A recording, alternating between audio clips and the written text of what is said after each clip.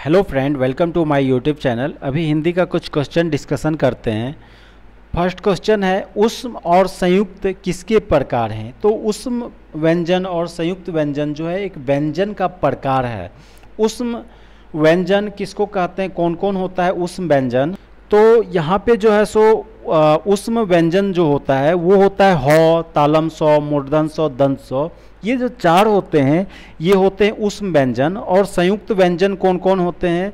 तो संयुक्त व्यंजन भी कुल चार होते हैं, अक्ष, त्र, ज्ञ, स्र। तो ये जो है सो क्या हो गए, संयुक्त व्यंजन हो गए। अगला सवाल है, तो कह रहा है कि स्पर्श व्यंजन कितने प्रकार के होते हैं? तो स्पर्श व्यंजन सबसे पहले होते क्या हैं? तो जिन व्यंजनों का उच्चारण करते समय हवा फेफड़ों से निकलते हुए मुंह के किसी स्थान से स्पर्श करते हुए निकलते हैं उसे स्पर्श व्यंजन कहते हैं। और ये जो है सो कुल जो है सो 25 प्रकार के हैं स्पर्श व्यंजन। तो उत्तर हो जाएगा डी ऑप्शन 25। अगला सवाल है, 100 कौन सा व्यंजन है? तो तालम स, मूर्धन स, दंत स और ह, ये जो चार होते हैं ये उष्म व्यंजन होते हैं। तो आंसर हो जाएगा ए ऑप्शन, उष्म व्यंजन। अगला सवाल है, इनमें से किस शब्द में वर्ण संबंधी अशुद्धि है? तो वर्ण संबंधी अशुद्धि किसमें है? अनाधिकार, ये सही लिखा हुआ है। अनुकूल, ये गलत लिखा हुआ है, सही इस तरीके से लिखाएगा अनुकूल। अमरूद, ये भी सही लिखा है, स्थान भी सही लिखा हुआ है। आंसर क्या हो जाएगा? B option. अगला सवाल है, इनमें से किस शब्द में लिंग प्रत्यय संबंधी अशुद्धियां हैं? तो गायिका, ये सही लिखा है। नारी, नारी ये जो है गलत लिखा हुआ है, नारी करेक्ट होगा, इस तरह से लिखाएगा। अगला है अनाथा, ये भी सही लिखा है। गोपी भी सही लिखा है। तो उत्तर हो जाएगा बी ऑप्शन। अगला सवाल है, इनमें से योजक चिन्ह कौन सा है? तो योजक चिन्ह जो होता है वो ज्वाइनिंग चिन्ह होता है, बीच में जो ज्वाइनिंग वाला चिन्ह दिया जाता है उसको योजक चिन्ह कहते हैं। तो आंसर क्या हो जाएगा? B option. ये जो है योजक चिन्ह है। ये जो दिया है ये जो है सो किसका चिन्ह है? तो ये जो है पूर्ण विराम का चिन्ह है, विराम का चिन्ह है। और जो ये सी ऑप्शन में दिया है ये जो है अल्प विराम है। तो यहाँ पे योजक के बारे में पूछ रहा था, इसलिए उत्तर हो जाएगा बी ऑप्शन। अगला सवाल है, इनमें से कौन सा जातिवाचक संज्ञा से भाववाचक संज्ञा बनाया गया है? तो इसमें जो है बुढ़ापा, बुढ़ापा में जो है सो जातिवाचक से भाववाचक संज्ञा बनाया गया है पा लगाकर। तो उत्तर हो जाएगा ए ऑप्शन, बुढ़ापा। अगला सवाल है, इनमें से कौन सा शब्द समूहवाचक संज्ञा है?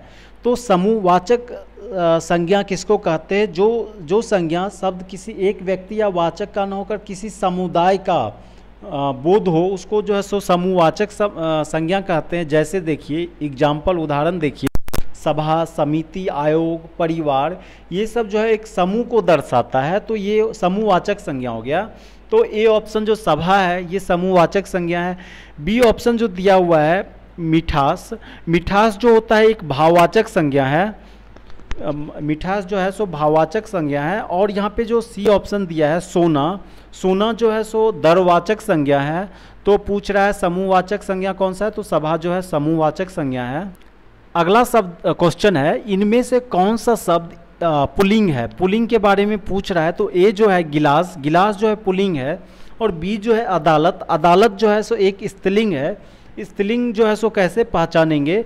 तो जिसमें मिलावट, घबराहट, ये सब जो है सो स्त्रीलिंग हो गया, इसमें तो आ रहा है लास्ट में। इसी तरह से इक्रांत वाले शब्द होते हैं जैसे नदी, रोटी, टोपी, ये सब भी स्त्रीलिंग हो गए। तो यहाँ पे पूछ रहा है कि पुल्लिंग कौन सा है? तो गिलास जो है पुल्लिंग है। अगला सवाल है, निम्नलिखित में से किस वाक्य में अकर्मक क्रिया है? तो क्रिया का जो है सो मुख्य रूप से दो भेद होता है, सकर्मक क्रिया होता है और एक अकर्मक क्रिया होता है। सकर्मक क्रिया किसको कहते हैं? जिस क्रिया के साथ कर्म हो या कर्म होने की संभावना हो तो उसको सकर्मक क्रिया कहते हैं। दूसरा को होता है अकर्मक क्रिया। अकर्मक क्रिया किसको कहेंगे? अकर्मक क्रिया के साथ कर्म नहीं होता है, उसके साथ फल होता है, फल जो है कर्ता पर पड़ता है। तो यहाँ पे जो है सो राम पत्र लिखता है, मैं बालक को जगवाता हूँ। सी ऑप्शन देखिए, गेहूं पीस रहा है, इसमें जो है फल है, फल होगा। तो इसका जो है सो अकर्मक क्रिया पूछ रहा है। तो अकर्मक क्रिया क्या हो जाएगा? सी ऑप्शन, गेहूं पीस रहा है। अगला सवाल है, उसने कहा कि मैं घर जाऊंगा, वाक्य है। तो ये कैसा वाक्य है पूछ रहा है, प्रश्नवाचक वाक्य है या मिश्र वाक्य है, सरल वाक्य है, संयुक्त वाक्य है। तो उसने कहा मैं घर जाऊंगा, ये जो है मिश्र वाक्य है। मिश्र वाक्य जो है, मिश्रित वाक्य किसको कहते हैं? जिन वाक्यों में एक प्रधान उपवाक्य हो और अन्य आश्रित उपवाक्य हो, उसे जो है सो मिश्र वाक्य कहते हैं। तो बी आंसर हो जाएगा। अगला सवाल है, निम्नलिखित में से कौन सा अल्प विराम चिन्ह है? तो पूछ रहा है कि अल्प विराम चिन्ह कौन सा है? तो ए जो है अल्प विराम चिन्ह है, ए जो है अल्प विराम चिन्ह है।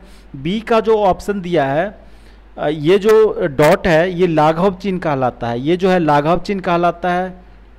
सी जो दिया हुआ है, सी, इसको जो है सो क्या कहते हैं? अर्धविराम। सी जो दिया हुआ है अर्धविराम है।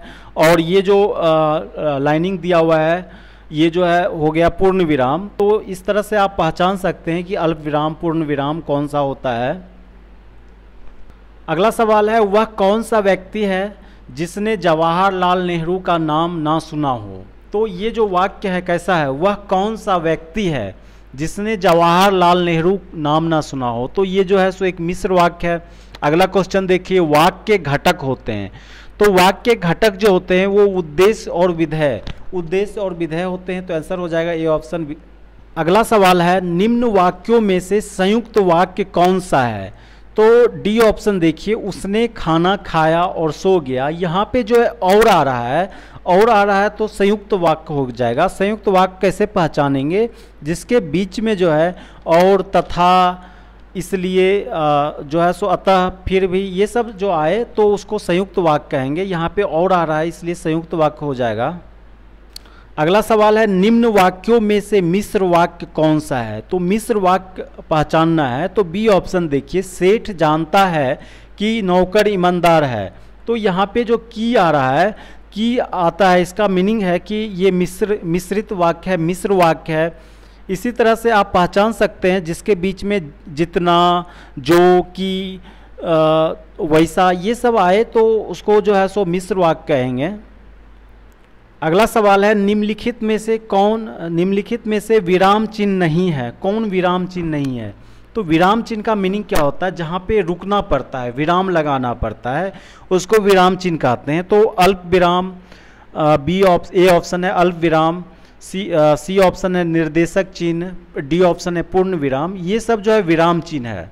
तो पूछ रहा है कि कौन नहीं है? तो बी ऑप्शन जो है अवतरण, ये जो है सो विराम चिन्ह नहीं है। अगला सवाल है, इनमें से कौन सा विराम चिन्ह ऐसा है जो हिंदी में अंग्रेजी भाषा से नहीं लिया गया है?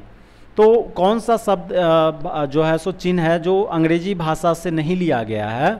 तो जो विराम चिन्ह होता है, अंग्रेजी भाषा में डॉट का यूज करते हैं विराम के लिए, लेकिन यहाँ पे जो है सो वर्टिकल लाइन जो है ऊर्ध्वाधर लाइन खींच के जो यहाँ पे हिंदी में यूज करते हैं, ये इंग्लिश से नहीं लिया गया है, अंग्रेजी भाषा से नहीं लिया गया है। तो उत्तर क्या हो जाएगा? D option.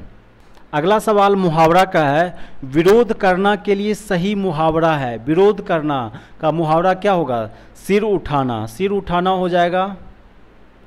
अगला सवाल है, समुद्र मंथन करना का अर्थ है।